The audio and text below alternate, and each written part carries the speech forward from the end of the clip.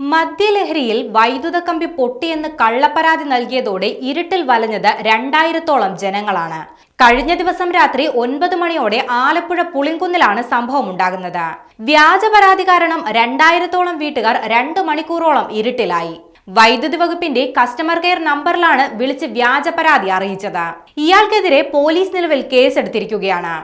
കാവാലം മൂർത്തിനട ഭാഗത്ത് വൈദ്യുത കമ്പി പൊട്ടിക്കിടക്കുന്നുണ്ടെന്നും എത്രയും വേഗം പരിഹരിക്കണമെന്നുമായിരുന്നു ഇയാൾ മദ്യലഹരിയിൽ വൈദ്യുതി വകുപ്പിനെ വിളിച്ച് അറിയിച്ചത്.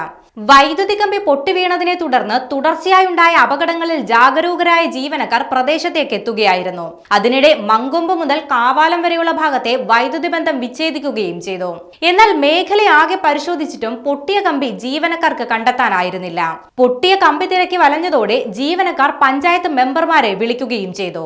എന്നാൽ ആർക്കും തന്നെ വൈദ്യുത കമ്പി പൊട്ടിയതിനെ കുറിച്ച് അറിവുണ്ടായിരുന്നില്ല. പരാതി ലഭിച്ച നമ്പറിലേക്ക് തിരിച്ചു വിളിച്ചപ്പോൾ ഫോൺ എടുക്കുന്നുമില്ല.